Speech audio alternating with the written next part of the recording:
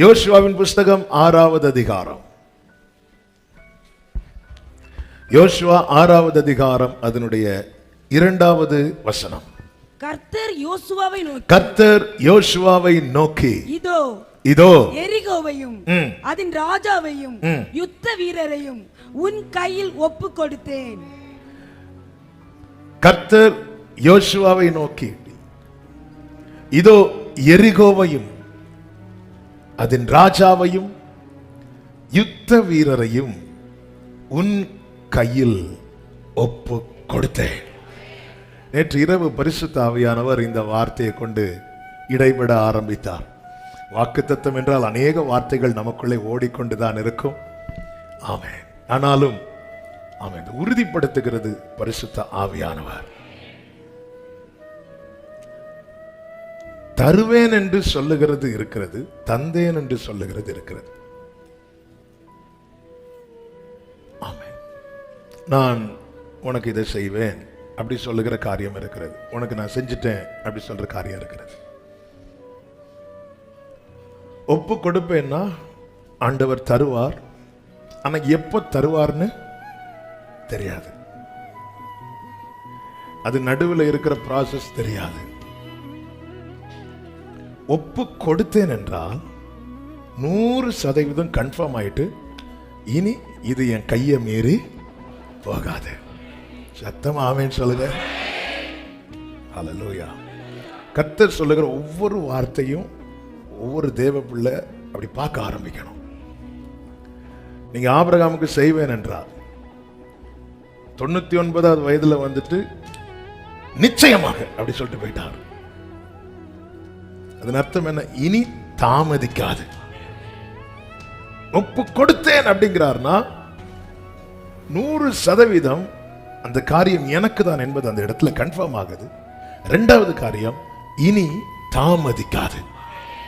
சொல்லுங்க, இனி தாமதிக்காது. இனி தாமதிக்காது. இனி தாமதிக்காது. நீங்க ஒரு காரியத்தை நல்லா புரிந்து கொள்ள வேண்டும். ஒரு சில காரியங்களை சொல்லி நாம ஜெபிக்க போகிறோம். யோசுவாவின் புஸ்தகம் அதனுடைய 1வது அதிகாரத்துல 4வது வசனத்துல கர்த்தர் யோசுவாவை பார்த்து இப்படி சொல்லுகிறார்.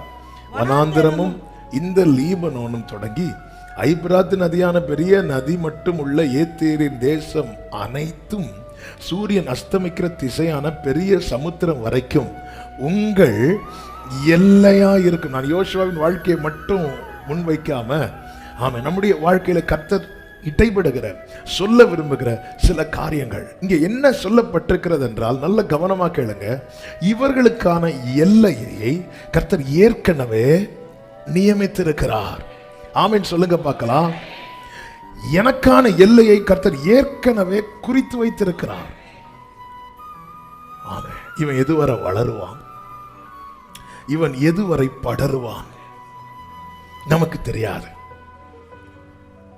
யோசேப்பு கனித்தரும் செடி, அவனுடைய கொடி சுவர் மேல படருமா. இது யோசேப்புக்கு தெரியுமா? தெரிஞ்சிருந்தா அந்த நாளைக்கு அவனுக்கு கீழே இருந்து சம்பளம் வாங்குறவன்ட்ட போய் நீ வாழ்ந்திருக்கும் போது என்ன நினைச்சுக்கோன்னு சொல்லியிருக்கவே மாட்டான். ஏன்னா 2 வருஷம் கழிச்சு அந்த பானை பாத்திரக்காரனுக்கு சம்பளம் யார் தான் கொடுக்கணும்? யோசேப்பு தான் கொடுக்கணும். தானி யார் தான் கொடுக்கணும்? யோசேப்பு தான் கொடுக்கணும். இது தெரியாதனால தான் நீ வாழ்ந்திருக்கும் போது நமக்கு தெரியாது நம்ம எவ்வளவு வளருவோம், எவ்வளவு ஓடுவோம், எவ்வளவு படருவோம் நமக்கு தெரியாது. ஆனால் கர்த்தர் ஏற்கனவே எல்லையை நியமித்திருக்கிறார். நம்புறவங்க மாத்திரம் கரங்களை தட்டியோ கரங்களை உயர்த்தியோ ஆமென் என்று சொல்லி கர்த்தர் இங்க என்ன செய்கிறார் அப்படின்னா ஆமென் அதை எப்படி உறுதிப்படுத்துகிறார் அல்லது எப்படி அவனை நம்ப வைக்கிறார்னா 3வது வசனத்துல கர்த்தர் சொல்லுகிற, நான் மோசேக்கு சொன்னபடி உங்கள் காலடி மிதிக்கும் எவ்விடத்தையும் உங்களுக்கு கொடுத்தேன்.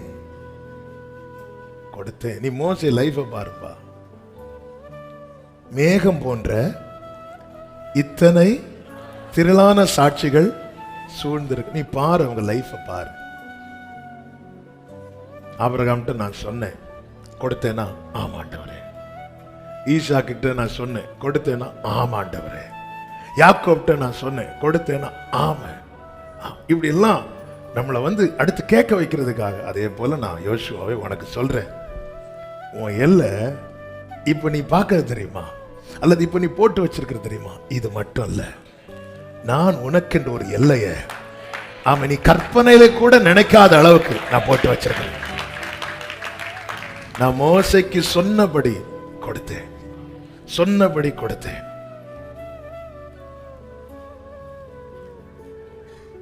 ஒரு தேவப்புள்ள நன்றாய் அறிந்திருக்க வேண்டிய, புரிந்திருக்க வேண்டிய காரியம், எனக்கான எல்லை, நான் எவ்வளவு தூரம் வளருவேன் எனக்கு தெரியாது, இன்னும் எவ்வளவு தூரம் படருவேன் எனக்கு தெரியாது. ஆனா ஒண்ணு தெரியும், கர்த்தர் சொன்னபடி, கர்த்தர் குறித்தபடி நம்புறவங்க மாத்திர கைகளை தட்டி. தேவ பிள்ளைகளே, உங்க வாழ்க்கையை நீங்க இப்படி பார்க்கணும், இப்படி பார்க்கணும். எனக்கு தெரியாது. ஏசாயா 51:2 இப்படி சொல்லப்பட்டிருக்கிறது, உங்கள் தகப்பனாகிய ஆபிரகாமையும் உங்களை பெற்ற சாராளையும் நீ பாரு. அடுத்த வார்த்தை, அவன் ஒருவனாயிருக்கையில் நான் அவனை அழைத்து அவனை ஆசீர்வதித்து அவனை என்ன பண்ணனா, increased him, அவனை பெருக பண்ணினேன். இது கர்த்தர் ஏற்கனவே எல்லையை போட்டுட்டார். அதனாலதான் ஒரு பிள்ளை கூட இல்லாத ஆபிரகாமை கூப்பிட்டுட்டு நீ வானத்தை நட்சத்திரத்தை எண்ண முடியுமான்னு கேட்டார். ஏன் எல்லையை ஃபர்ஸ்டே போட்டுட்டார். கர்த்தர் ஆபிரகாமுக்கு எல்லையை குறிக்கும் போது ஆபிரகாம் ஒருவனாயிருந்தான். கர்த்தருடைய வார்த்தை நிறைவேறும் போது அவன் யாத்திராகமத்தில் சொல்லப்பட்டிருக்கிறது, அவங்கெல்லாம் பெருகி இருக்கிறாங்க, பெருகி இருக்கிறாங்க. இந்த ஜனம் எல்லா இடத்திலும் பெருகி இருக்கிறாங்க, நாளுக்கு நாள் பெருகி இருக்கிறாங்க. இன்று உலகத்துல எத்தனை நாடுகள் இருக்கிறதோ அத்தனை நாடுகளின் பெயரும் எல்லாருக்கும் தெரியுமான்னு கேட்டா தெரியாது. ஆனா இஸ்ரேல் என்கிற பெயரை தெரியாத ஒரு நாடு இருக்காது. இந்த எல்லை என்பது தேவன் ஏற்கனவே குறித்தது. நீங்க எவ்வளவு தூரம் உங்க வாழ்க்கையில் ஓடுவீங்க தெரியாது. ஆனா எனக்கு ஒண்ணு தெரியும், கர்த்தர் எல்லையை போட்டு வச்சிருக்கிறார். எவ்வளவு தூரம் தெரியாது. என் ஆண்டவர் சர்வத்தையும் கண்ட்ரோல் பண்ணுகிறவர். ஏசாயா 26வது அதிகாரத்துல கர்த்தருக்கு மகிமை உண்டாவதாக அதனுடைய 15வது வசனத்தை பார்த்தீர்களே, ஆனால் இந்த ஜாதியை பெருக பண்ணினீர், இந்த ஜாதியை பெருக பண்ணினீர், நீர் மகிமைப்பட்டீர், தேசத்தின் எல்லை எல்லாவற்றையும் நெடுந்தூரத்தில். கைகளை உயர்த்தி ஆமென் சொல்லுங்க பார்க்கலாம். நாம ஒரு அடி தள்ளி வச்சா கேசு, நாம அது எங்க மரத்துக்கு இலை அந்த பக்கம் இருக்கு, பெரும் பிரச்சனை. ஆனால் ஆமென், பூமியும் அது நிறைவும் கர்த்தருடையது. ஆண்டவர் மனசுல நினைக்கிறது செய்யறார் பாக்குறீங்களா? யோசுவா அப்படி நிக்கிறான். யோசுவா, இதெல்லாம் உன்னுடைய எல்லையா இருக்கும், இதெல்லாம் உன்னுடைய எல்லையா இருக்கும். இதை நீ மனசுல வச்சுக்கோ. நீ உனக்கு எல்லை குறிக்காதே, கர்த்தர் குறித்து வைத்திருக்கிறார், அதை நோக்கி ஓட வைக்கிறார். அவன் இந்த வார்த்தை நீங்க உங்க மனசுல எழுதி வச்சுக்கோங்க. எவ்வளவு வளருவோம் தெரியாது, எவ்வளவு படருவோம் தெரியாது, எவ்வளவு ஓடுவோம் தெரியாது. ஆனா ஒண்ணு தெரியும், எல்லை அவர் குறித்து வைத்திருக்கிறதுனால கழுகு போல எழும்புவே, சிறகை அடித்து எழும்புவே. நல்ல கைகளை தட்டி ஆமென் சொல்லுங்க பார்க்கலாம். இதை சொல்லிட்டு மோசேக்கு நான் சொன்னபடி கொடுத்தேன். யோசுவாவே உனக்கு இது எல்லையா இருக்கும் சொல்லிட்டு யோசுவா 1:5 சொல்றாரு, நீ உயிரோடு இருக்கும் நாளெல்லாம் ஒருவனும் உனக்கு முன்பாக எதிர்த்து நிற்பது இல்லை. அடுத்த வார்த்தை, நான் மோசையோடு இருந்தது போல. மோசைக்கு சொன்னத மோசே சுதந்திரிக்க காரணம் என்ன தெரியுமா? கர்த்தர் மோசையோட இருந்தார். அப்படி என்றால் யோசுவாவே, உனக்கான நற்செய்தி என்ன தெரியுமா? உனக்கு குறித்த எல்லையை நீ சுதந்திரிக்கும்படிக்கு நான் மோசையோடு இருந்தது போல கைகளை உயர்த்தி சொல்லுங்க, என்னோடு இருப்பார். இந்த 1வது அதிகாரத்துல 6வது வசனம், 7வது வசனம், அதன் பிறகு 9வது வசனம், 3 வசனங்களில் ரிப்பீட்டடா வருகிற ஒரு வார்த்தை உண்டு. என்ன வார்த்தை தெரியுமா? பலங்கொண்டு திடமானதாயிரு. Be strong and of a good courage. Be not afraid. நீ பயப்படாத, பலங்கொண்டு. எல்லாரும் சொல்லுங்க இந்த வார்த்தைய. நமக்கு தெரியும் மோசே இப்பொழுது இல்லை. 1:1 சொல்லப்பட்டிருக்கிறது, கர்த்தருடைய தாசனாகிய மோசே மரித்த பின்பு கர்த்தர் மோசேயின் ஊழியக்காரனான நூனின் குமாரன் யோசுவாவை நோக்கி. 2வது வசனத்தில், என் தாசனாகிய மோசே மரித்து போனான், இப்பொழுது நீயும் இந்த ஜனங்களும் எல்லாரும் எழுந்து யோர்தானை கடந்து போங்கள். ஆராதனை வேளையிலே புறப்பட்டு போன்னு வந்துட்டு, நீ எழுந்துன்னா அர்த்தம் என்னன்னா, இனியும் நீ அதை நினைச்சு அழுதுட்டு இருக்காத. 34 உபாகம் 34வது அதிகாரம் அதனுடைய 6வது 8வது வசனத்துல, இஸ்ரவேல் புத்திரர் மோசேக்காக 30 நாள் அழுது கொண்டிருந்தார்கள். அடுத்த வார்த்தை, அவர்கள் அழுது துக்கம் கொண்டாடின நாட்கள் முடிந்தது. அப்போ ஆண்டவர் எதுக்கப்புறம் யோசுவாட்ட பேசுறார் தெரியுமா? நீ அழுது முடிச்சதுக்கு அப்புறம். ஆண்டவர் எப்போ அழுகையை நிறுத்துவோன்னு பார்த்துட்டு இருக்கிறார். ஆமே. இது ரொம்ப அழுறவங்கள்ட்ட என்ன சொன்னாலும் காதுல, ஏன்னா நம்ம பேசுற சத்தத்தை விட அவங்க அழுற சத்தமே அவங்கள என்ன நீ முதல்ல அழுது முடி. அழுது முடிக்கிறது வர 30 நாள் அழுறியா, அழுது முடி. அழுது முடிக்கிறது வர. ஆமே. அழுது முடிச்சாச்சு. அழுது முடிச்சாலும் அப்படியே தான் இருக்கிறாங்க, அந்த துக்கத்திலே தான் இருக்கிறாங்க. இப்பொழுது கர்த்தர் யோசுவாட்ட பேசுறார். இங்க பாரு, மோசே மரித்தான், நீ எழும்பு. ஆண்டவரே, இதுவரைக்கும் நாங்க எழும்பணுமா உட்காரணுமான்னு தீர்மானிக்கிறதெல்லாம் மோசே ஆண்டவரே. ஏன்னா மோசே தான் ஜனங்களை வழி நடத்திட்டு வந்தான். கர்த்தர் அங்குதான் ஒரு சத்தியத்தை சொல்றார்.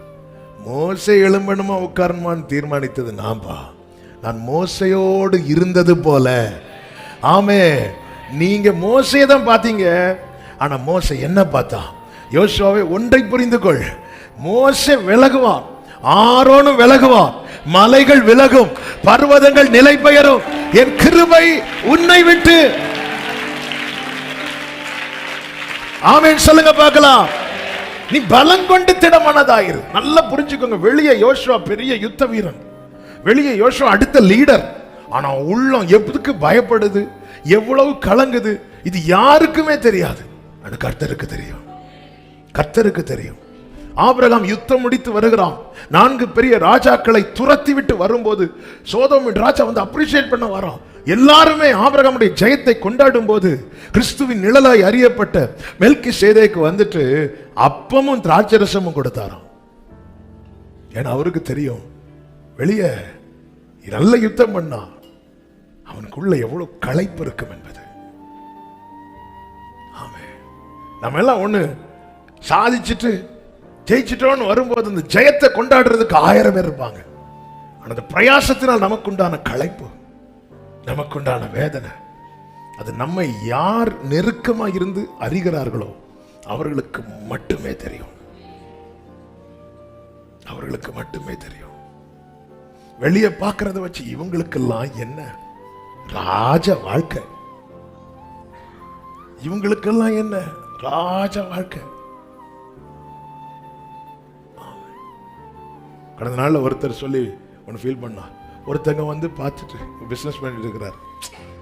அவர் இருக்கும்போது 4 கஸ்டமர் வந்தாங்க, பொருள் வாங்கினாங்க, காசு கொடுக்குறாங்க. இவர் காசை வாங்கி என்ன கல்லாப்பட்டியா போட்டாரு, அவர் இருக்கும் ஒரு 10 நிமிஷம் இருந்திருப்போம். 10 நிமிஷத்துல 4 கஸ்டமர்ஸ் வராங்க, காசு வாங்குறாங்க, போடுறாங்க. 4 கஸ்டமர்ஸ் வராங்க. இப்படி பார்த்துட்டு சொன்னாலாம், உங்களுக்கெல்லாம் என்ன வாழ்க்கை, சும்மா உட்காந்து காசை வாங்கி.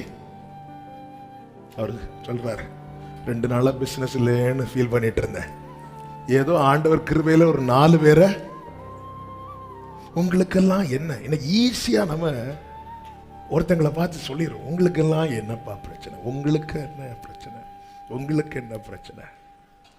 ஆமா, யோசுவாவை பார்த்து அத்தனை லட்சம் ஜனங்க சொல்லியிருப்பாங்க, இனி யோசுவாவே உங்களுக்கு லாட்டரி அடிச்சுட்டேன், அடுத்த தலை யாருதான்? நீதான். கர்த்தர் அப்படி சொல்லல, பலன் கொண்டு ஜனங்களுக்கெல்லாம் கர்மேல் பர்வதத்துல நிக்கிற எலியாவை மட்டும்தான் தெரியும். கர்த்தருக்கு மட்டும்தான் சூறை செடிக்கு கீழே சோர்ந்து படுத்திருக்கிற எலியாவை தெரியும். வெளியே பார்க்கிறவங்க 1000 பேசட்டும், 1000 சொல்லட்டும், உன் அந்தரங்கத்தை, உன் வேதனையை அவர் அறிந்திருக்கிறார். பலன் கொண்டு திடமனதார். ரிப்பீட்டடா முதல்ல இந்த வார்த்தையை மோசே சொல்லுகிறான், நீ பலன் கொண்டு திடமனதார். இப்ப அப்படி சொல்றதுக்கு மோசே இல்ல. சில நேரத்தில் நமக்கு தோணும், சில உறவுகளை நாம் இழந்திருப்போம் அல்லது தூரமாக்கப்பட்டிருப்போம். அவங்க இருந்திருந்தா இந்த டைம் என்ன தட்டி இருப்பாங்களே, அவங்க இருந்திருந்தா இந்த டைம் என்ன தேற்றி இருப்பாங்களே. மோசே நினைச்சிருப்பார், யோசுவா நினைச்சிருப்பார். அன்னைக்கு அத்தனை கூட்டத்துக்கு நடுவில் எங்க போனாலும் என்ன கூட்டிட்டு போனார் இந்த மோசே. இப்ப யார் இருக்கிற அப்படி என்கரேஜ் பண்றதுக்கு, என்னை தட்டி எழுப்புறதுக்கு? ஓன்னு அழுறா 30 நாள். நீ முதல்ல அழுது முடிந்தது. கர்த்தர் யோசுவாவை நோக்கி, நான் இருக்கிறேன், எனக்கான எல்லையை நான் காணும் மட்டும் கர்த்தர் என்னை விட்டு விலக மாட்டார். நம்புறவங்க மாத்திரம் கைகளை தட்டி, உனக்கென்று தேவன் குறித்ததை யோசுவாவே கேள், உனக்கென்று தேவன் குறித்ததை இத உன் கையிலே ஒப்பு கொடுக்கிறார். ஆமென் சொல்லுங்க பார்க்கலாம். சீஷர்கள் பாருங்க, ஒண்ணுமே பிடிக்கல. யோவான் 21வது அதிகாரத்தில் மீன் பிடிக்க போயிட்டாரு பேதுரு. ஆமென்.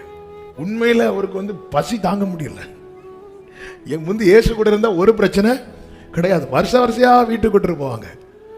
சீமோன்கிற பரிசேயன் வீட்டுக்கு கூப்பிட்டு விருந்து வைக்கிறான். லாசரு வீட்டுல விருந்து, சகை வீட்டுல விருந்து, சுத்தி விருந்து. இந்த டிசம்பர்ல கேரளுக்கு போறது மாதிரி எல்லாம் டயர்டாயி, சிலர் கல்யாணம் முடிஞ்சு 3 மாசம் விருந்து, அதுக்கப்புறம் போடணும் மருந்து. ஏன்னா இதையும் சாப்பிட்டு இது எங்க போனாலும் விருந்து. இப்போ யாருக்கு விடுவா? வெளியே தலை காட்டினாலே தூக்கிட்டு போயிடுவாங்க. அவ்வளவு. ஏன்னா இயேசு சிலுவையில் அரைஞ்சாச்சு. கூட இருக்கிற 12ல 1 முடிஞ்சு. யாரு? யூதாஸ். 11 உண்டு. அதுலயும் அந்த பேதுருன்னு ஒருத்தர் இருக்கிறான். பசி தாங்க முடியல, மீன் பிடிக்க போகிறேன். அதாவது சில காரியத்துல நமக்கு ரொம்ப ஒற்றுமை உண்டு. என்ன அப்படின்னா, ஒரு ஆளுக்கு பசிச்சுட்டுனா கம்பெனிக்கு ஒரு 4 பேருக்கு பசிக்கும். நேத்து 2வது ஆராதனையில வெளியே நிற்கிறேன். ஒரு புருஷனும் மனைவியும் 2 பேரும் சேர்ந்து வெளியே வராங்க. நான் சொன்னேன், ஆராதனை முடியல, எங்களுக்கு தாகமா இருக்கிறது. எங்களுக்கு தாகமா. வாங்க 2 பேரும் தண்ணி குடிச்சிட்டு, என்ன ஒற்றுமை தாகத்திலும் வாழ்விலும் தாழ்விலும் இன்பத்திலும் துன்பத்திலும் மட்டும் இல்ல, தாகத்திலும் தண்ணீர் குடிப்பதிலும். போக ஒன்னும் பிடிக்கல, ஒண்ணுமே பிடிக்கலன்னு இருக்கு பைபிள்ல. கரையில இயேசு நிக்கிறார். காலையில பிள்ளைகளே புசிக்கிறதுக்கு ஏதாவது உண்டான்னு கேட்கிறார். யோவான் 21:5 அவன் சொல்றாங்க, நாங்க ஒன்றும் இல்லை, புசிக்கிறதுக்கு ஏதாகிலும் உண்டான்னு கேட்கிறார். அதுக்கு அவங்க சொல்றாங்க, ஒன்றும் இல்லை. ஆண்டவர் இவர்களை கரையில கூப்பிடுகிறார். 9வது வசனத்துல இப்படி சொல்லப்பட்டிருக்கிறது, அவர்கள் கரையிலே வந்து இறங்கி கரி நெருப்பு போட்டிருக்கிறதையும் அதன் மேல் மீன் வைக்கப்பட்டிருக்கிறதையும் அப்பத்தையும் கண்டார்கள். உண்மையிலே அந்த இடத்துல நாம இருந்திருந்தா அந்த கடலையே உங்களை 3 வருஷம் ட்ரெயின் பண்ணி இப்படி உருவாக்கி என்னெல்லாம் உன் காலை கழுவி என் சரீரத்துக்கு அடையாளமாய் அப்பத்தை கொடுத்து, என் ரத்தத்தின் அடையாளமாய் ரசத்தை கொடுத்து, உனக்கு நான் வரத்தை கொடுத்து, உனக்கு அப்போஸ்தலன் என்று பெயரை வச்சு, பேதுரு உன் கையில உங்க மாமியார் கூட உன் வீட்டு சாவி தரதுக்கு யோசிக்கும் போது, ஏன்னா மாமியார் வீடு இல்ல, பேதுரு மாமியார் ஜரத்துல இருந்தாங்கல்ல, மாமியார் கூட உன் வீட்டு சாவியை தர யோசிக்கும் போது, நான் பரலோகத்தின் திறவுகோலையை உன் கையில தந்து இப்படி வச்சு, இப்படி எல்லாம். ஆனா ஆண்டவருக்கு தெரியும் பசிக்குது, சாப்பிடல. சாப்பிட்டுருப்பாங்களா? இல்ல. ஆண்டவருக்கு தெரியும். அப்பத்தையும் மீனையும் ரெடி பண்ணி வச்சுட்டு, இதுதாங்க இயேசு, இதுதாங்க இயேசு. என் முதல்ல அவர் எதுல போக்கஸ் பண்ணுவார் தெரியுமா? என்ன பலப்படுத்துறதுல, என்ன பலப்படுத்துறதுல. ஆமென். என்னை பலப்படுத்துகிற கிறிஸ்துவினாலே. ஆமென் சொல்லுங்க பார்க்கலாம். 13வது வசனத்துல சொல்லப்பட்டிருக்கிறது, அவர்கள் அப்பத்தையும் மீனையும் எடுத்து. 9ல சொல்லப்பட்டிருக்கிற, அவர்கள் அப்பத்தையும் மீனையும் கண்டார்கள். இதே இது பழைய பேதுருவா இருந்தா, வாங்க ஆண்டவரே, உட்காருங்க ஆண்டவரே, சாப்பிடுவா ஆண்டவரேன்னு சொல்லி இப்ப சொல்ல முடியாது. ஏன்னா ஆளு பின்னாடி 3 தடவை மறுதளிச்சாச்சு. திருப்பியும் இயேசு கூப்பிட்ட போது விட்டு வந்த வலையும் போட்டையும் திரும்ப எடுத்தாச்சு. எல்லாத்திலையும் 0. கண்டார்கள். நினைச்சிருப்பார், கொஞ்சம் அவசரப்பட்டுட்டேன், நல்ல ஒரு மீன் கறியும் ஃபிஷ் ஃப்ரையும் பிரெட்டும் போச்சே. அவர்கள் கண்டார்கள். ஆண்டவர் பார்க்கிறார். அவங்க கேட்க இப்போ தயங்குறாங்க. எப்படி கேட்கறதுக்கு? எதை வச்சு கேட்கறதுக்கு? இயேசு வந்து எடுத்து கொடுத்தார். எலியா சூறை செடி கீழே படுத்த போது, கர்த்தர் தம்முடைய தூதனை அனுப்பும் போது, தூதன் வந்து தட்டி எழுப்புறான். என்னை எதுக்கு பலப்படுத்துறார் தெரியுமா? எதுக்கு பலப்படுத்துறார் தெரியுமா? எனக்கு தேவன் குறித்த எல்லையை நான் காணணும். நான் வளரும்படி, நான் படரும்படி, நான் ஓடும்படி எனக்கென்று தேவன் நியமித்த எல்லையை காண என்னை அனுதினமும் பலப்படுத்துகிற என் தேவனுக்கு ஸ்தோத்திரம் என்று சொல்லுகிறவர்கள். ஹalleluya, ஹalleluya.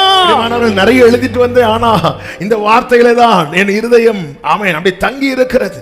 ஆண்டவர் ஒரு எல்லையை போட்டு வச்சிருக்கிறாருங்க. ஹalleluya. நமக்கு தெரியாது. நீங்கள் இப்பொழுது இருக்கிறதை பார்க்கிலும் 1000 மடங்கு அதிகமாகும்படி கர்த்தர் கிரியை செய்வார்னு மோசையை கொண்டு உபாகம் 1ல சொல்றார். அதை கொஞ்சம் கற்பனை பண்ணி, இப்போ நீங்க எப்படி இருக்கிறீங்க? உடம்பு சைஸ் சொல்லல. அதுக்கப்புறம் ஒரு ஆராதனைக்கு ஒரு ஆளுக்காக தான் நடத்தப்படும். போட்டோ எடுத்து வேணா போடலாம். கூட்டத்தின் ஒரு பகுதி. எல்லா நிலையிலும் நம்முடைய ஆவிக்குரிய நிலை ஆண்டவர் செஞ்சிருக்கிறார். தேவன் இதை செய்ய வல்லவர். ஆனா நம்மளால இதை யோசித்து பார்க்க முடியுமா? கொஞ்சம் யோசித்து பார்க்க முடியுமா? தாங்க எப்படி தலை சுத்தம் இல்ல, தலை சுத்தி அப்படி. நான் ஆரம்பத்தில் இது வரும்போது, இந்த வசனம் ஒரு நாள் ஆண்டவர் என்னோடு பேசி கொண்டிருந்தார். உடனே நம்ம ஆண்டவரே எனக்கு அவ்வளோ வேண்டாம், ஒரு பெரிய தியாகி ஆண்டவர்கிட்ட ஏன்னா யோசித்து பார்த்து தலைவலிச்சு. அதுக்கப்புறம் தான் பார்த்தா, அதாவது கர்த்தருடைய கை குறுகாது. ஆனா நம்ம என்ன செய்ய தெரியுமா? அவர் கையை பிடிச்சு மடக்க பார்க்கிறோம். கையை பிடிச்சு அண்ணா செய்வேன்னு சொன்னதான் என்ன வேண்டாம். அவர் கையை பிடிச்சு இப்படி மடக்கி வச்சா குத்துதான். நம்ம செய்யறது ஃபுல்லா அவர் கையை பிடிச்சு அவர் நிறைய உனக்கு ஆண்டவரே 1000 மடங்கு வேண்டாம் ஆண்டவரே. ஏன்னா 10,000 சம்பளம் ஒரு 12,000 கூட்டிட்டீங்கன்னா, ஒரு 15,000 கூட்டிட்டீங்கன்னா, இவர் நீயே மடக்கி தார. ஏங்க அவர் செய்ய விடுங்க. அவர் எனக்கு தீமை செய்ய மாட்டார் நம்பிக்கை இருந்த ஆண்டவரே செய்யுங்க ஆண்டவரே. யோசுவாவை பலப்படுத்தி, திடப்படுத்தி, தைரியப்படுத்தி சுதந்திரிக்க நேர கொண்டு வருகிறார். இப்ப எல்லாம் கிடைக்கும்னு பார்த்தா, யோசுவா 6வது அதிகாரம் 1வது வசனத்தில் இப்படி சொல்லப்பட்டிருக்கிறது, எரிகோ இஸ்ரவேல் புத்திரருக்கு முன்பாக அடைக்கப்பட்டிருந்தது. ஒருவரும் வெளியே போகவும் இல்லை, ஒருவரும் உள்ளே வரவும் இல்லை. ஆமென். ஹல்லேலூயா, ஹல்லேலூயா.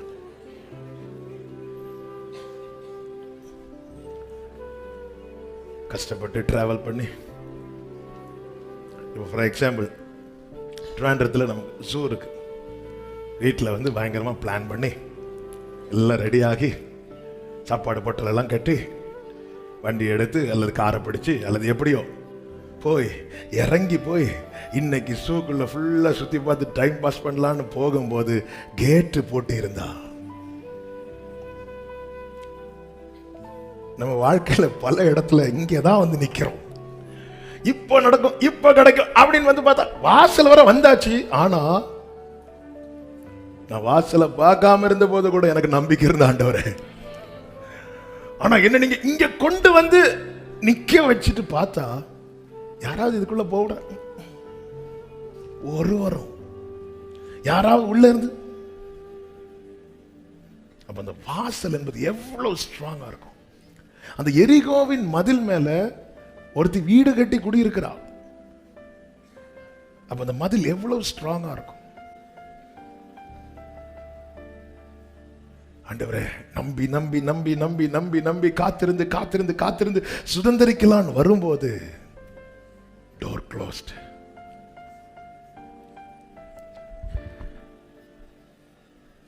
ஓகே, இப்படி ஒரு சிச்சுவேஷன்ல கர்த்தர் என்ன செய்வார்? நாம் என்ன செய்வோம் நமக்கு தெரியும், நிறைய செஞ்சிட்டோம். இப்படிப்பட்ட சொல்ல போங்க ஆண்டவரே, இது நான் ஒழுங்கா உட்காந்து அழுதுட்டு இருந்தேன், என்ன எலும்பு கிளம்பு எல்லாம் சொல்லி என்னை இதுவரை கொண்டு வந்துட்டு பார்த்தா வாசல் அடையாளத்தெல்லாம் பார்த்தா நடக்கிறது மாதிரியே, ஆனா நடக்கும் நினைக்கிற நாள் வரும்போது வாசல். நீங்கள் தொடர்பு கொண்ட வாடிக்கையாளர் தொடர் விலைக்கு இனி கொஞ்ச காலத்துக்கு உள்ளே வரமாட்டார். இன்னைக்கு அநேக தேவ பிள்ளைங்க வாழ்க்கையில டோட்டலா டயர்ட் ஆகிறது, தளர்ந்து போறது இந்த மாதிரி சிச்சுவேஷன் வரும்போது தான். அப்போ நமக்கு தெரியும் இப்படி ஒரு நம்ம ரொம்ப எதிர்பார்த்து எதிர்பார்த்து எதிர்பார்த்து எதிர்பார்த்து எதிர்பார்த்து இப்போ ஒருத்தங்க சொல்றாங்க, நான் உங்களுக்கு இன்னொரு 10 நாள்ல கரெக்டா எல்லாம் செஞ்சு தரேன்னு ஒரு அதிகாரி சொல்றாரு. எல்லாம் எதிர்பார்த்து எதிர்பார்த்து எதிர்பார்த்து வரும்போது அந்த அதிகாரியே அங்க இல்லை, அவர் இருந்த ஆபீஸும் பூட்டி இருக்கு. நேற்று வரை அது சும்மா தான் தொடர்ந்து ஆனால் பூட்டி இருக்கு. இனி அவரை பார்க்க முடியாது, அவர் டிரான்ஸ்ஃபர் ஆகி போயிட்டாரு. இனி அவர் இந்த ஏரியா பக்கமே வரமாட்டாரு. ஃபோன் நம்பரே மாத்திட்டாரு. எல்லாமே நமக்கு அகென்ஸ்டா இருந்து அந்த இடத்துல நம்ம எப்படி நம்பிட்டு இருப்போம்? மோசே மரித்த போது கூட அழுதது உண்மைதான், அதனால கொஞ்சம் நம்பிக்கை இருந்துச்சு. ஆனா இப்போ வாசல் யாருக்காவது உள்ள போக முடியுமா? இல்ல. உள்ள இருந்து யாருக்காவது வெளியே வர முடியுமா? இல்ல. அதன் அர்த்தம் என்ன? யார் நினைச்சாலும் அந்த வாசலை திறக்க முடியாது. அப்படிப்பட்ட ஒரு நிலையில இப்ப யோசுவா வந்து நிக்கிறான். சரி, யோசுவாவின் நிலைமை டோட்டலா எல்லாமே இழந்து போகக்கூடிய ஒரு சூழ்நிலை நம்முடைய வாழ்க்கையில கூட இப்படி நம்பி காத்திருந்து கர்த்தர் பலம் கொண்டு திடமானதை ஒரு வாட்டி இல்ல 3 வாட்டி சொல்றாரு. அது மாத்திரமல்ல, நீங்க கீழே படிச்சீங்கன்னா ஜனங்களை வச்சு சொல்ல வைக்கிறார். ஜனங்களும் நீர் பலம் கொண்டு திடமானதாய் மாத்திரம் இதை மட்டும் ஓகே ஓகே ஓகே ஓகே இந்த மாசம் வாக்குத்தத்த மாசம், போன மாசம் இன்னும் இந்த காரியத்துல நம்பிக்கை உண்டு. நான் வேண்டாம் தான் இருந்தேன், ஆனால் வார்த்தையை தந்து எங்களை தட்டி எழுப்பி இன்னும் இந்த நான் வேண்டான்னு சொல்லி அழுது அதோட முடிச்சிடலான்னு பார்த்தா, ஹலோ இன்னும் இந்த காரியத்துல நம்பிக்கை. ஓகே, அழுகையத்தோட எழும்பு புறப்படு. எத்தனை பள்ளத்தாக்கில் இருந்து ஆண்டவரை கொண்டு வந்து கடைசியில ஆமென் சுதந்திரிக்கலாம் பார்த்தா டோர் க்ளோஸ். அப்ப நான் லீவு போட்டது வேஸ்ட், நான் வண்டி பிடிச்சது வேஸ்ட், நான் பொட்டலம் கொண்டு அது வேஸ்ட் ஆகாது, அது சாப்பிடுவோம். அப்ப எனக்கு ஒரு நாள் மொத்தத்தில் எல்லாம் பிளான் பண்ணி வந்து பார்த்தா வாசல் அடைப்பட்டாச்சு. இந்த இடத்துல யோசுவாட்ட ஏதாவது கேட்டா, ஆமே அந்த டாக்ஸி இப்பதான் போச்சு, கூப்பிடு வண்டி எப்படி. ஆனா இந்த இடத்துல தான் கர்த்தர் செய்வேன் என்று சொல்லல, செய்தேன் என்கிறார். இந்த இடத்துல தான் கர்த்தர் சொல்லுகிறார், நான் இந்த மனுஷரை உன் கையிலே ஒப்பு கொடுத்தேன். என் நம்பிக்கை ஒருவேளை உறுதி இல்லாமல் இருக்கலாம், ஆனால் என் வாழ்க்கையிலே கர்த்தர் செய்வேன் என்ற காரியத்தில் அவர் உறுதியா இருக்கிறார். எத்தனை மதில் எழும்பினாலும், எத்தனை வாசல் அடைபட்டிருந்தாலும் என் வாழ்க்கையில செய்வேன் என்ற காரியத்தில் கர்த்தர் உறுதியா இருக்கிற நம்புகிறவர்கள் மாத்திரம் நல்ல கைகளை தட்டி என் வாழ்க்கையில என் குடும்பத்தில் கர்த்தர் செய்வேன் என்ற காரியத்தில் உறுதியா இருக்கிறார். உறுதியா இருக்கிறார். உறுதியா இருக்கிறார். அதுதான் யோபு சொல்றாரு 23வது அதிகாரம் அதனுடைய 13வது வசனத்துல, அவரோ வென்றால் ஒரே மனமா இருக்கிறார், அவரை திருப்பத்தக்கவர் யார்? நம்ம ஒரு இடத்துல போறோங்க, வாசல் அடைப்பட்டிருக்கு, க்ளோஸ்ட் இருக்கு, நம்ம திரும்பி தானே போவோம். ஆண்டவர் திரும்ப மாட்டார். அவருடைய நாமங்களில் ஒன்று என்ன தெரியுமா? தடைகளை, சத்தமா சொல்லுங்க, தடைகளை தகர்க்கிறவர். தடைகளை தகர்க்கிறவர். அவர் அப்படி திரும்ப முடியாது. அவருடைய சித்தத்தின்படி எல்லாம் செய்வார்.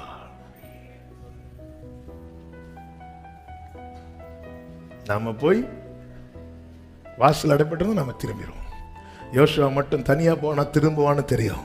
அதனாலதான் ஃபர்ஸ்டே கதை ப்ராமிஸ் கொடுத்துட்டார். மோசையோடு இருந்தது போல, மோசையோடு இருந்ததுனால செங்கடலை கண்டு திரும்பல. மோசே திரும்பல, திரும்பல. செங்கடலை கண்டு மோசே திரும்பல. யோசுவாவை மோசையோடு இருந்தது போல நான் மோசையோடு இல்லைன்னா சிவந்த சமுத்திரத்தை கண்டு திரும்பி இருப்பான், திரும்பி இருப்பான். யோசுவாவே, இந்த கோட்டை, இந்த தடை, இந்த யோர்தான் இதுவரை கொண்டு வந்தது உன்னை திரும்ப பண்ணுவதற்கல்ல. உம்மாலே நான் ஒரு சேனைக்குள் பாய்வேன், உம்மாலே நான் மதிலை. அவரோ வென்றார்.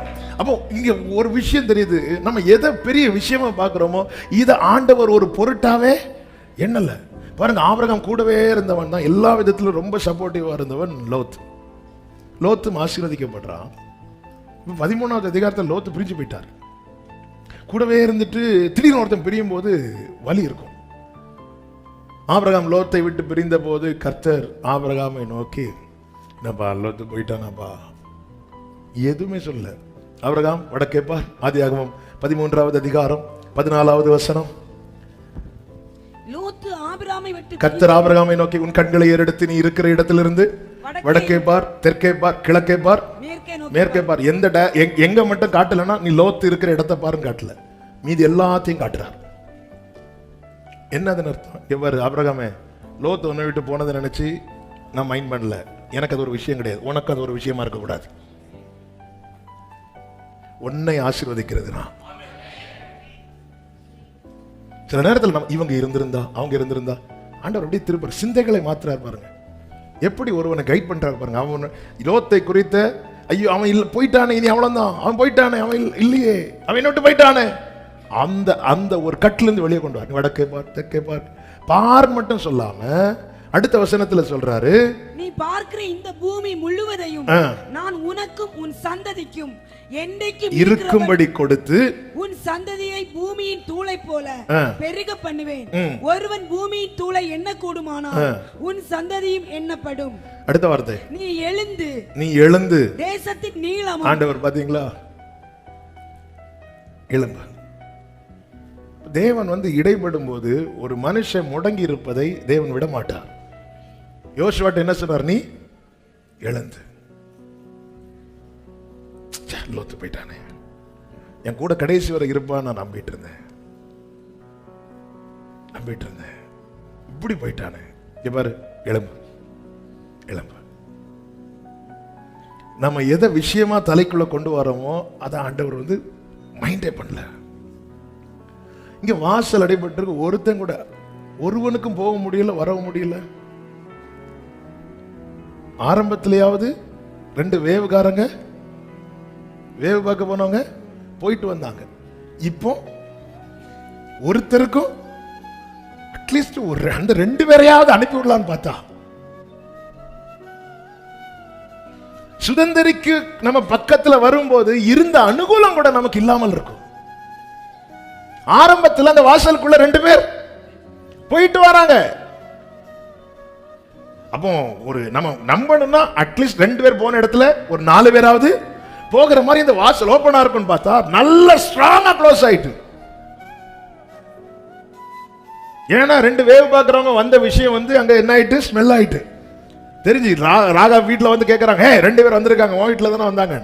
அவளை சொல்லிட்டா அவங்க ஃபர்ஸ்டே போயிட்டாங்க. அப்போ பார்க்குறாங்க, இந்த டோரை ஓப்பனில் வைக்கக்கூடாது, நல்லா க்ளோஸ் பண்ண, நல்லா க்ளோஸ் பண்ணியாச்சு.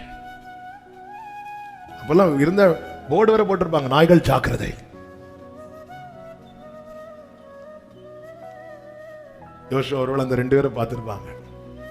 நீங்களும் போனீங்க, இருந்ததையும் சிலர் நம்ம இப்படி எல்லாம் சில காரியத்துக்கு அனுப்பி விடுவோம். இருந்த கொஞ்ச நஞ்சத்தையும் கரெக்டா முடிச்சுட்டு அந்த நபர் ஒழுங்கா நம்மள்கிட்ட பேசிட்டு இருந்தார். வேவு பார்க்க 2 பேரை விட்டதும் நம்ம நம்பரே டெலீட் பண்ணி பிளாக் பண்ணிட்டாங்க. ஸ்ட்ராங்கா க்ளோஸ் ஆயிட்டு. பட் ஆண்டவருக்கு அது ஒரு விஷயமே கிடையாது. ஏன்? அவரோ வென்றால் ஒரே மனதா இருக்கிறார். அவரை திருப்பத்தக்கவர் யார்? அவர் தமது சித்தப்படி எல்லாம் செய்வார். எனக்கு செய்வேன் என்று சொன்னதை எனக்கு செய்வார், எனக்கு கொடுப்பேன் என்று சொன்னதை எனக்கு கொடுப்பார். ஹல்லேலூயா. யோசேப்பு வாழ்க்கையில செய்வேன் என்கிற காரியத்தை தான் தரிசனமா காண்பித்தார். யோசேப்பை குழியில தூக்கி போட்டாங்க, தரிசனத்தை தூக்கி போடல. யோசேப்பின் வஸ்திரத்தை கிழித்தாங்க, தரிசனத்தை கிழிக்கல. அவனை குறித்த கர்த்தருடைய வாக்குத்தத்தத்தை கிழிக்க முடியல. யோசேப்பை விற்று போட்டார்கள், அவனை குறித்த தேவனுடைய வாக்குத்தத்தத்தை விற்று போட முடியவில்லை. யோசேப்பை சிறையில் அடைச்சாங்க, வார்த்தை அடைக்க முடியவில்லை. யோசேப்பின் மேல என்னெல்லாம் வார்த்தை தொட முடியாது. சங்கீதம் 105:28 சொல்லப்பட்டிருக்கிறது, அவருடைய வார்த்தையை எதிர்ப்பாரில்லை. அவருடைய வார்த்தையை எதிர்ப்பாரில்லை. இப்ப அடுத்த கேள்வி, இந்த ஒரு காரியத்தை சொல்லி நான் செபிக்க விரும்புகிறேன். எல்லாம் கேட்க நல்லா இருக்கு. எப்படி நம்புவது? எப்படி நம்புவது? 3 வார்த்தைகளை சொல்லி செபிக்க விரும்புகிறேன். 1, யோசுவாவே உன் ஆரம்பத்தை பார். உன் ஆரம்பத்தை பார். என்ன ஆரம்பம்? யோசுவா எகிப்திலிருந்து புறப்பட்ட கூட்டத்தில் ஒருவன். அப்பொழுது அவன் பெயர் நமக்கு தெரியாது. பட் யோசுவாவை எப்படி பார்க்கலாம்னா 6 லட்சம் புருஷர்கள் அதுல ஒருத்தன், அவ்வளவுதான். சபையில் வருகிற 1000 பேரில் ஒருவன், 1000 பேரில் ஒருவன், இப்படிதான் யோசுவாவை தெரியும். அதன் பிறகு அற்புதங்கள் நிறைய நடந்துச்சு. செங்கடல் பிளக்குது, மன்னா கிடைக்குது, மாறா மதுரமாகுது, ஏலிம் காண்பிக்கப்படுகிறது, கண்மலையிலிருந்து தண்ணீர் வருகிறது. இப்படி அற்புதமான காரியங்கள் நிறைய நடக்குது. யோசுவா பேரு வெளியே தெரியாது. ஆனா யோசுவாவுக்கு கர்த்தர் ஆரம்பத்தை எங்க வைத்தார்னா, யாத்திராகமம் 17வது அதிகாரம் 8-9 வசனங்களிலே அமலேக்கியர் வந்து ரெவிதீமிலே இஸ்ரவேலரோட யுத்தம் பண்ணினார்கள். அப்பொழுது மோசே யோசுவாவை நோக்கி, ஹல்லேலூயா. சில முக்கியமான நேரம் வரும்போது, கிரிட்டிக்கலான நேரம் வரும்போது நம்ம நெஞ்சு பக்கு நடிக்கும். நம்மளை மட்டும் படிச்சுட்டு வாங்க, நாளைக்கு கொஸ்டின் கேட்பேன்னு சொல்லி கிளாஸ் மேடம் சொல்லிட்டு போயிட்டாங்க, வாத்தியார் சொல்லிட்டு போயிட்டாங்க. கரெக்டாக அந்த பீரியட் வருது, அவர் உள்ள வராருன்னா அவருடைய மறந்து இருக்கிறாருன்னு வைங்களேன். திடீர்னு நேற்று கொஸ்டின் கேட்பேன்னு சொன்னேன்ல அப்படி சொல்லிட்டு அப்படி ஸ்டூடெண்ட்ஸை பார்ப்பார். அப்போ வெளியே சிலர் இப்படி இருந்தாலும் நெஞ்சு பக்குன்னு அடிக்க, நம்மளை மட்டும் பார்த்துடவே கூடாது. கடைசி பெஞ்சில் இருந்தாலும் அவங்க நம்மளை பார்த்தாலும் நம்ம பின்னாடி திரும்பி பார்ப்பாங்க. யாரும் இருக்க மாட்டாங்க, இருந்தாலும் நம்ம பக்குன்னு அடிக்கும். மோசே பார்த்துருப்பார். அந்த செங்கடலை விளக்க கோலை நீட்டினீங்கல்ல, அப்போ உங்களுக்கு என்ன பார்க்க தெரியல. இந்த மாறாவை மதுரமாக்குறது அப்போ உங்களுக்கு என் கண்ணு தெரியல. இந்த ஏலிமில் 12 நீரூற்று 70 பேரிச்சு, அப்போ உங்களுக்கு என்ன கண்ணுக்கு தெரியல. இந்த கண்மலை அடிச்சு தண்ணி அது மட்டும் நான் செஞ்சிருந்தேனா, அப்போ என்ன உங்களுக்கு கண்ணுக்கு தெரியல. இந்த அமலேக்கியன் வந்து பிரச்சனை பண்ணும்போது இவ்வளவே இருக்கிறாங்க. அப்பொழுது மோசே நீ போய் யுத்தம் பண்ணு. அவன் நீங்க என்ன பண்ணீங்க? நான் என் கோலை பிடிச்சிட்டு மேல. அப்போ இதுவரை நீங்க அற்புதம் செய்யும் போதுலாம் நீங்க உங்க கோலை நீட்டி, இப்ப அமலேக்கிற வந்தா நான் என் கோலை பிடிச்சிட்டு மேல அப்படி நிற்பேன். அப்ப ஆரோன் என் கை பிடிக்கணும்ல. நீங்க சேஃபா குடும்பமா மேல மலைக்க மேல இருங்க, நான் போய். ஹல்லேலூயா, ஹல்லேலூயா. எல்லாரும் நினைச்சிருப்பாங்க இன்னைக்கு மாட்டினா யோசுவா. இல்ல இல்ல யோசுவாவே, இது உனக்கு ஆரம்பம், இது உனக்கு ஆரம்பம். முடிந்ததென்று நினைக்கிற இடத்துல உனக்கு ஆரம்பத்தை கொடுக்கிறவர். யோசுவாவின் ஆரம்பமே யுத்தத்துல தான். ஹல்லேலூயா, ஹல்லேலூயா. ஒரு ஆரம்பம். நான் எப்படி நம்ப? உன் ஆரம்பத்தை பார். உன் மோசைக்கு ஆரம்பம் எங்க தெரியுமாங்க? நைல் நதியில தூக்கி போட்டா தெரியுமா? தூக்கி போட்டாங்க தெரியுமா? அங்கதான் ஆரம்பம். ஹல்லேலூயா. குழியில இவனை கொல்லுவோன்னு சொல்லிதான் தூக்கி போட்டாங்க. அங்க யோசேப்புக்கு ஒரு ஆரம்பத்தை கொடுத்தார். ஹல்லேலூயா, ஹல்லேலூயா. இவர் இனி இருக்க கூடாது என்று இயேசுவை சிலுவையில் அறைந்து கொண்டார்களே, அங்கே சபைக்கு ஒரு ஆரம்பத்தை கொடுத்தார் அல்லவா? ஆமென். உன் வாழ்க்கையில தேவன் அனுமதிக்கிற யுத்தம் உன் கதையை முடிப்பதற்கல்ல, உனக்கு ஒரு ஆரம்பத்தை கொடுப்பதற்கு.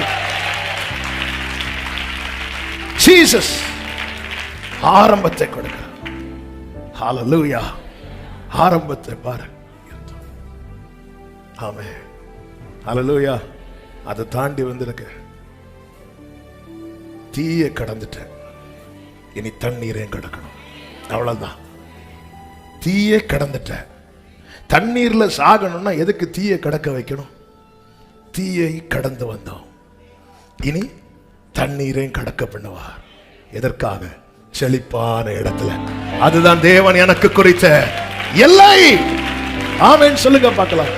ஆரம்பத்தை பார். இரண்டாவது உபாகமம் 31வது அதிகாரம் 7வது வசனம். பின்பு மோசே யோசுவாவை நோக்கி இஸ்ரவேல் எல்லாரும் பார்த்திருக்க அவனை நோக்கி, கர்த்தர் இவர்களுக்கு கொடுப்பேன் என்று இவர்களுடைய பிதாக்களுக்கு ஆணையிட்ட தேசத்துக்கு நீ இந்த ஜனத்தை அழைத்து கொண்டு போய் அதை இவர்கள் சுதந்தரிக்கும்படி செய்வாய். உனக்கு தேவன் கொடுத்த அழைப்பை பார். அந்த அழைப்போடு கூட தான் அவர் கொடுத்த வாக்குத்தத்தம். கர்த்தர் இங்கே வாக்குத்தத்தம் எப்படி கொடுக்கிறார் தெரியுமா? அவன் காதுகள் மட்டும் கேட்க அல்ல, அத்தனை பேர் காதுகள் கேட்க. அத்தனை பேர் காதுகள் கேட்க எனக்கு ஒரு வாக்குத்தத்தம் கர்த்தர் கொடுக்கிறார்னு வைங்களேன். அது என் வாழ்க்கையில நிறைவேறலன்னா நான் மட்டும் அவரை சொல்றது, அவர் சொல்லிட்டு செய்யலன்னு அத்தனை பேரும் சொல்லுவாங்க. ஆமாவா இல்லையா? அதுதான், அதை வச்சுதானே மோசே கிளைம் பண்றாரு மலையில. ஆண்டவரே, நீங்க காரணம் கொடுப்பேன்னு தானே கூட்டிட்டு வந்தீங்க, இப்போ வனாந்திரத்தில் அழிச்சிட்டாங்கன்னா சத்துருக்கள்லாம் என்ன சொல்லுவாங்க? ஆண்டவரே இறங்குங்கப்பான்னு சொல்லி கெஞ்சுறாரு.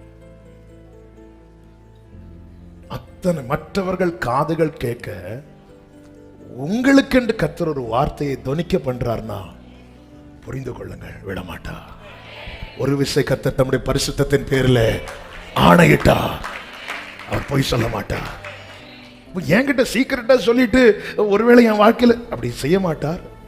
நான் சும்மா ஒரு பிராக்டிஸ். ஒருவேளை செய்யலைன்னா கர்த்தர் சொல்லி செய்யலைன்னு சொல்லும்போது வந்துருவாங்க 4 பேர். சும்மா அதை அவரை பத்தி தெரியாம பேசாத, புரியாம பேசாத. அந்த வார்த்தையை பார்த்தீங்களா? மோசே யோசுவாவை அழைத்து இஸ்ரவேலர் எல்லாரும் பார்த்திருக்க, எல்லாரும் பார்க்கிறாங்க. சில நேரத்தில் அப்படிதான் சபையிலே கர்த்தர் நம்மை வச்சிருப்பார். எல்லாருக்குமே தெரியும், நம்முடைய நிலைமை அறிந்த அத்தனை பேருக்கும் தெரியும். நம்ம கூட தான் பேசுறாங்க. சிலர் வந்து அதை டபுள் கன்ஃபார்ம் பண்ணிட்டு போவாங்க.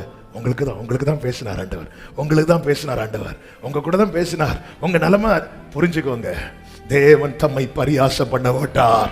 தேவன் தம்மை பரியாசம் பண்ண விட்டார். வாக்குத்தத்தத்தை பார், அழைப்பை பார். அடுத்து யோசுவாவுக்கு கர்த்தர் என்ன செய்கிறார்? அவனை ஆயத்தப்படுத்துறார்.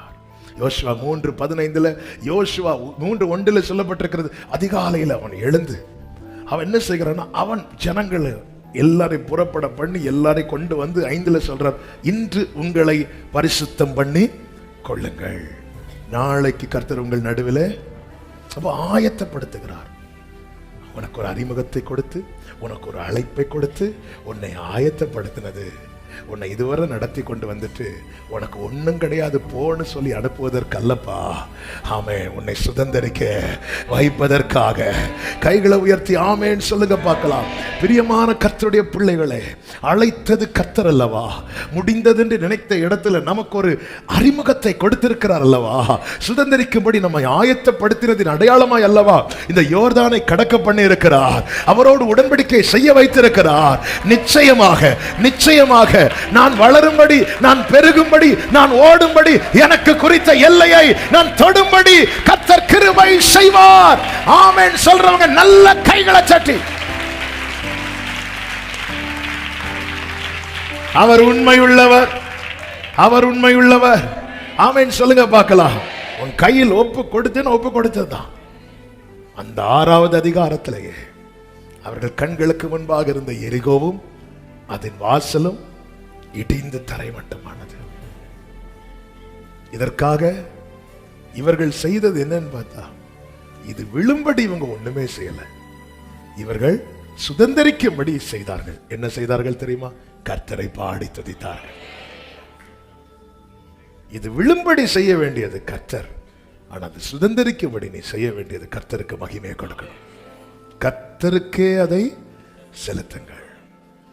இந்த காலை வேளையிலே தேவ சமூகத்திலிருந்து கேட்கிற அன்பு உள்ளங்களே, இந்த மாலை வேளையில இந்த வார்த்தையை கேட்க போகிற அன்பு உள்ளங்களே, இயேசுவின் நாமத்தில் உங்களுக்கு சொல்லுகிறேன், நான் எப்படி நம்புவது? இந்த 3 காரியத்தை எழுதி வச்சிருக்கிறேன். உங்க அறிமுகத்தை பாருங்க, உங்க ஆரம்பத்தை பாருங்க, உங்க அழைப்பை பாருங்க. அது மாத்திரமல்ல, உங்களை தேவன் ஆயத்தப்படுத்துறதை பாருங்கள். திரும்பி பாருங்க, எவ்வளோ காரியத்திலிருந்து கர்த்தர் நம்மை உருவாக்கி உருவாக்கி மாற்றி மாற்றி. ஒரு காலத்துல சில நபர்களை குறித்து ஒரு காலத்துல என்ன வந்தாலும் மன்னிக்க மாட்டேன் இருந்திருப்போம். ஆனா இப்போ அந்த மன்னிக்கிற பக்குவத்துக்கு நம்ம வந்திருப்போம். இதெல்லாம் மாற்றங்க, வெளியே தெரியாது இந்த மாற்றம். இதெல்லாம் மக்களுக்கு இதெல்லாம் கேட்ட பிரமிப்பா இருக்காது. மக்களுக்கு எது கேட்ட பிரமிப்பா இருக்கும்? இந்த கேன்சர் மாறிச்சுன்னு சொன்னா பிரமிப்பு, எனக்கு காய்ச்சல் மாறிச்சுன்னு சொன்னா. ஸோ இதெல்லாம் அற்புதம். ஆனா இதை விட பெரிய அற்புதம் என்ன தெரியுமா? நான் என்ன வந்தாலும் இவங்களை மன்னிக்க மாட்டேன் இருந்தேன், ஆனா இன்னைக்கு கர்த்தர் என்ன அவங்களை மன்னிக்க வச்சிருக்கிறார். பரலோகம் இதுலதான் கனி விளக்கும், இதுலதான் கனி வரும். வாழ்க்கையில நம்ம ஃபுல்லா மன்னிச்சிட்டோம்னு சொல்லல, ஆனா இன்னைக்கு பரவாயில்ல. ஒரு காலத்துல ஒரு நபரை டெய்லி ஒருத்தங்க செஞ்ச துரோகத்தையே பேசிட்டே இருப்போம். இப்ப கொஞ்ச நாளா அதை பத்தியே நான் பேசவே இல்லைனால அது எனக்குள்ள பெரிய மாற்றம் தான். யாராவது பேச வந்தா கூட சரி அதை விடுங்க அதை விடுங்க அதை விடுங்க, இது பெரிய மாற்றம், பெரிய மாற்றம். இது எதை காண்பிக்கிறது? எனக்கான எல்லையை நான் சுதந்திரிக்கும்படி கர்த்தர் என்னை ஆயத்தப்படுத்தி கொண்டிருக்கிறார். நான் வளரும்படி என்னை ஆயத்தப்படுத்துகிறார், நான் பெருகும்படி என்னை ஆயத்தப்படுத்துகிறார், நான் ரீச் பண்ணும்படி அந்த எல்லையை நான் தொடும்படி. ஆண்டவரே, எனக்கு ஒரு ஆரம்பத்தை தந்தவரே, கிருபையா என்னை அழைத்தவரே, நீர் எனக்கு வைத்திருக்கிற எல்லையை நான் சுதந்திரிக்க என்னை ஆயத்தப்படுத்தும் என்று விட்டுக் கொடுக்கலாமா? அப்படியே இருக்கிற இடத்துல கண்களை மூடி உங்கள் கரங்களை வானத்துக்கு நேராக உயர்த்தி, அப்பா, ஆரம்பத்தை தந்தது நீங்க, அழைத்தது நீங்க, என்னை ஆயத்தப்படுத்தி சுதந்திரிக்க வைக்கிறதும் நீங்க தான்ப்பா, நீங்க தான்ப்பா. உங்களுக்கு தெரியும்பா, உங்களுக்கு தெரியும்பா. என்னை ஆயத்தப்படுத்துவீராக, என்னை ஆயத்தப்படுத்துவீராக. யோர்தானை கடக்கணும்னா கடக்க வைங்கப்பா. ஆண்டவரே, ஆண்டவரே, எந்தெந்த பகுதியில் நான் இன்னும் குறைவுள்ளவனா இருக்கிறேனோ என்னை ஆயத்தப்படுத்துங்கப்பா, என்னை ஆயத்தப்படுத்துங்கப்பா. சொல்லுங்க, இந்த வார்த்தையை சொல்லுங்க, என்னை ஆயத்தப்படுத்துங்க. நீர் வைத்திருக்கிற நான் வளரும்படி, நான் பெருகும்படி, நான் ஓடும்படி நீர் வைத்திருக்கிற எல்லையை நான் சுதந்திரிக்க என்னை ஆயத்தப்படுத்துங்கப்பா, என்னை ஆயத்தப்படுத்துங்கப்பா. எல்லாம் வாயை திறந்து கேளுங்க. ஒரு செய்தி கேட்டுட்டு போவதுக்கு இல்லைங்க கர்த்தர் உங்களை கொண்டு வந்தது. நீங்க எவ்வளவு வாஞ்சியா வந்திருக்கிறீங்கன்னு கர்த்தர் அறிவா. இதை சுதந்திரிக்கணும். ஆண்டவர் என்னை ஆயத்தப்படுத்துங்க. யோசுவாவை ஆயத்தப்படுத்துறவரு, யோசுவாவை அழைத்தவரு, யோசுவாவுக்கு ஆரம்பத்தை கொடுத்தவரு, என்னை ஆயத்தப்படுத்தி சுதந்திரிக்க வைங்க, எல்லையை காண வைங்க, எல்லையில கால் எடுத்து வைக்க வைங்க. யோசுவாவை கால் வைக்க வச்சீங்களேப்பா, கால் வைக்க வச்சீங்களேப்பா. நான் நிறைய வருஷம் என்ன கேட்க வச்சிட்டீங்க, என் காலதை தொட வைங்கப்பா, என்ன கால் எடுத்து வைக்க வைங்கப்பா. என்னை ஆயத்தப்படுத்துங்க ஆண்டவரே, என்னை ஆயத்தப்படுத்துங்க ஆண்டவரே, என்னை ஆயத்தப்படுத்துங்க. ஜெபம் பண்ணுங்க, 2 நிமிஷம் ஜெபம் பண்ணுங்க. நீங்க ஜெபம் பண்ணுங்க. நீ அடைக்கப்பட்ட வாசலை பார்க்காதே, சொல்லப்படுகிறவருடைய வார்த்தையை கேளு. ஆமென். வாசல் டைட்டாக டைட்டாக வேர்டு கன்ஃபார்ம் ஆயிட்டே இருக்கு. வேர்ட் ஸ்ட்ராங் ஆயிட்டே இருக்கு. சத்துரு தன் ஆயுதத்தை கூர்மையாக்க உன் வாழ்க்கையில வாக்குத்தத்தம் ஸ்ட்ராங் ஆயிட்டே இருக்கு. உன் வாழ்க்கையில வாக்குத்தத்தம் உறுதியாகிக் கொண்டே இருக்கிறது. சபை நடுவில் உனக்கு சொல்லப்பட்ட வார்த்தை நிறைவேறும். அத்தனை ஜனங்கள் கேட்க, அத்தனை ஜனங்கள் பார்க்க, உனக்கென்று சொல்லப்பட்ட வார்த்தை நிறைவேறும். கர்த்தர் சாட்சியாய் நிறுத்துவார். அவர் பொய் சொல்ல மனிதன் அல்ல, மனமாற மனபுத்திரன் அல்ல. நீங்க செய்வீங்க ஆண்டவரே, நீங்க செய்வீங்க. எந்த அடையாளம் இல்லை என்று கலங்காது. சூழ்நிலைகள் எல்லாம் எதிராக என்னுடைய வாக்குத்தத்தம் உறுதியாயிட்டே இருக்கிறது. இந்த ஜெப வேளையில் இந்த வார்த்தையை இயேசு கிறிஸ்துவின் நாமத்தில் தீர்க்க தரிசனமாய் உங்களுக்கு சொல்லுகிறேன். சூழ்நிலைகள் பிரதிகூலமாக எல்லாம் உனக்கு எதிராக உனக்கான வாக்குத்தத்தம் உறுதியாயிட்டே இருக்கிறது. ஆமென் சொல்றவங்க நல்ல கைகளை தட்டி அவரோ ஒரே மனதாயிருக்கிறார். அவரை திருப்பத்தக்கவர் யார்? அவர் தமது சித்தப்படியெல்லாம் செய்கிறார். ஹalleluya. ரெண்டு கைகளை உயர்த்தி சொல்லுங்க, நம்புவே.